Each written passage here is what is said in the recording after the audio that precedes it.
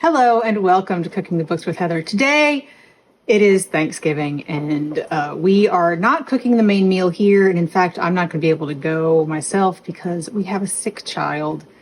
But we are providing the mac and cheese. And so today we're going to be making Dad's mac and cheese from Son of a Southern Chef, Lazarus Lynch's cookbook. It's not my favorite mac and cheese, but I definitely had to have a recipe that held well and reheated well, which my favorite mac and cheese, the Poole's Diner mac and cheese, mac au gratin, I think is what it's called. I'll link that up here. Absolute favorite, but you have to eat that pretty much immediately.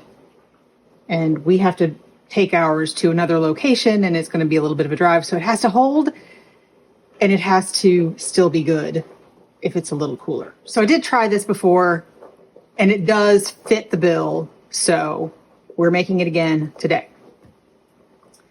First thing I need to do is cook my macaroni. And he says to cook it 3 minutes less than what the box says. So the box says it's al dente in 7 to 8 minutes.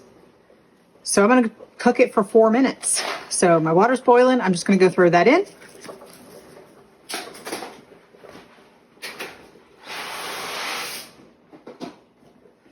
All right. Hopefully that won't boil over. But I've got a timer set for 4 minutes. I'll try to keep a little bit of an eye on it. But now we have to get the rest of the stuff ready because it won't take very long. This is actually a really quick recipe. First thing I'm going to do is measure my cheeses and mix them together. So I have used part of some of these bags because it should have worked for 2 recipes, but I'm going to measure just to be sure because I do have extra of these just in case. But this is just a whole bag. So this is pepper jack shredded. And I did go with pre-shredded because I did not want to be shredding this cheese by myself. And I found pepper jack pre-shredded, which I was not sure I would be able to find. Let me go get my scale real quick. Just make sure that we still have enough in this. Because they're supposed to be pretty much equal amounts. So this is sharp cheddar, also pre-shredded. It's a little light. I might throw a little bit more of this in there. I'm going to check this first because I might as well do both at the same time.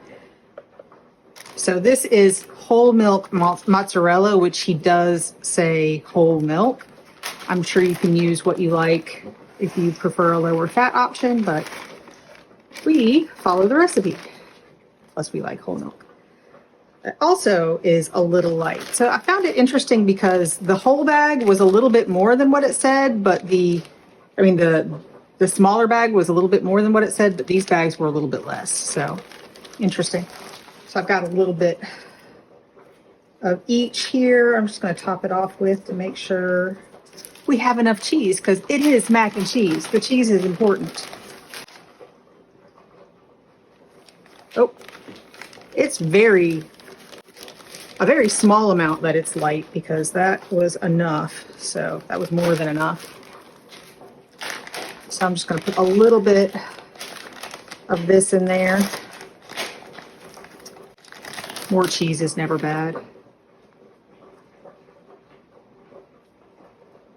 Fine.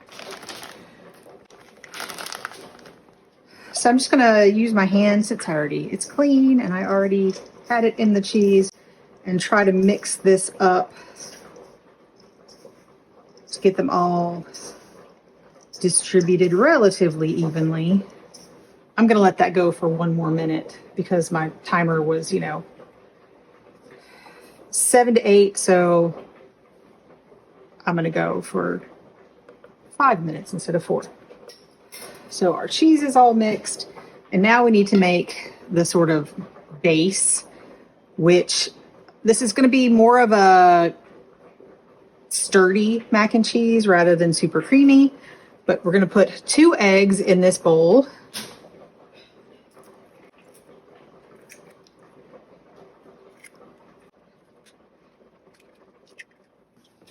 cook my macaroni for 5 minutes, and now I need to take it out of the water and rinse it with cold water to stop the cooking. So I'm going to do that. So that's all rinsed.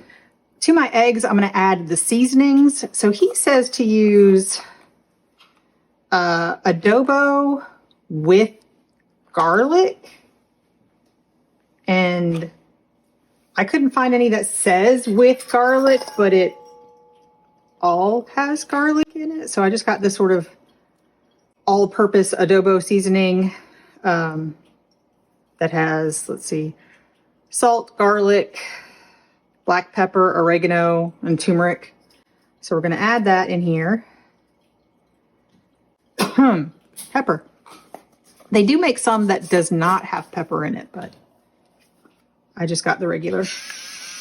But now we're going to add more pepper. That's good.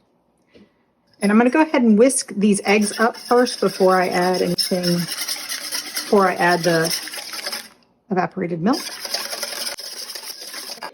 And so now we just add some evaporated milk to this.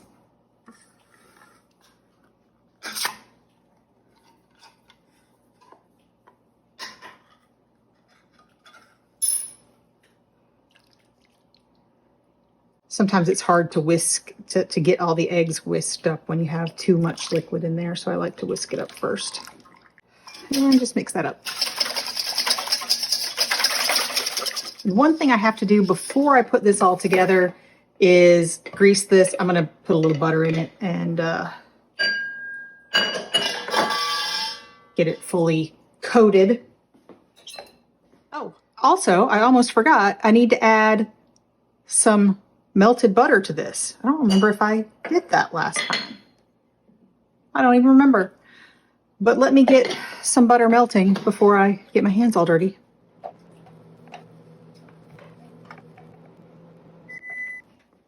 We have our butter that's not fully melted yet, but it's supposed to be melted and cooled. So I'm just going to try and get as much of this incorporated, and it's not super hot, so I don't think we're going to scramble our eggs with it as if we do it right now. I just want to get most of the bits melted. So now I'm going to whisk this into the egg mixture. You don't have to do this in 2 different batches. I just totally forgot about the butter. Now I'm done with the whisk, and I'm going to put the noodles that have drained and been cooled with the cold water in here.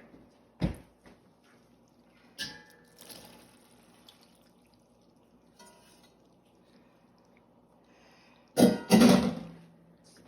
going to mix this up, and it's not going to really coat it at this point, but you just kind of want to get it mixed up. And we're going to layer this in the pan. So we're going to layer, it's going to be 3 layers. So we're going to do approximately 1/3 of this, and then 1/3 of this 3 times. I think the last time I did it, I put a little bit too much in the bottom. It's a lot. It's a pretty thin layer is 1/3 of it. So you just want to kind of barely cover. But make sure you get some of the liquid in there as well. I'm going to call that good for this layer because, like I said, I've done this before, and I think that I put a little bit too much on the bottom layer. I didn't have quite enough for the other 2. So I'm going to estimate about 1/3 of this. I think it's never a bad thing if there's a little more on top. So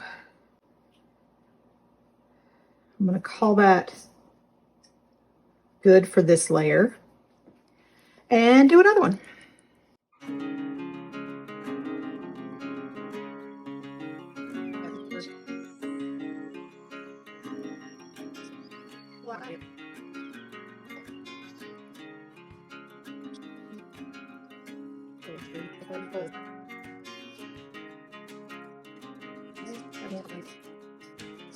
So my oven is heated to 375 degrees. And he says this only takes about 20 minutes until the top is golden brown. I have to tell you, last time it took me longer, but I did make it the day before and, excuse me, I did make it the day before and put it in the refrigerator and then bake it. So while I took it out a little early and tried to let it come to room temperature, it may have been a little colder. So I'll be interested to see if this only takes 20 minutes, but we will show you what it looks like when it comes out of the oven in just a minute and let you know how long it took us. So this is what it looks like at 20 minutes. I'm going to give it at least another 5. It's all melty, but I would not say the top is brown. So this is what it looks like at 30 minutes in the oven, and I'm going to call that good because I know it's perfectly cooked and it just isn't getting very brown on top, but that'll be fine. I'm going to let it cool for at least 5 minutes before I put the plastic top on this really hot pan. And he says to let it cool about 5 minutes if you can stand it before you serve, but we're going to have to transport it. So we're going to try to keep it warm, and we'll let you know what we think in just a minute.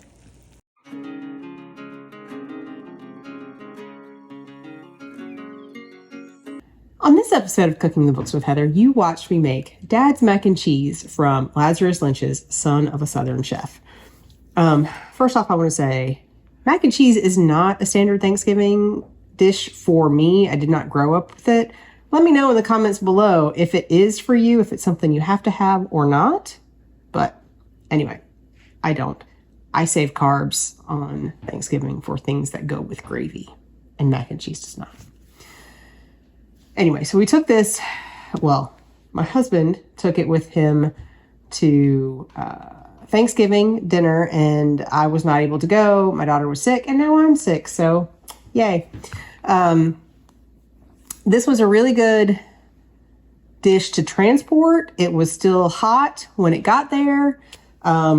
We wrapped it up in towels and put it in a cooler, and it was still hot and fresh when we got there, so that was great. It was all eaten, so that's good. I don't know that we heard anything from anybody who ate it, but apparently it was fine.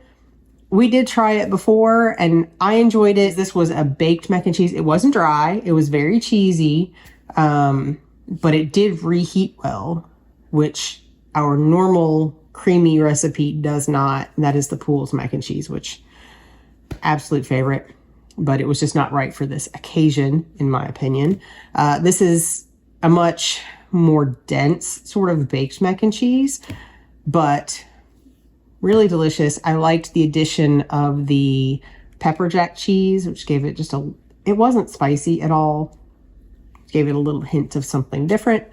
It was very cheesy. There's a lot of cheese in it.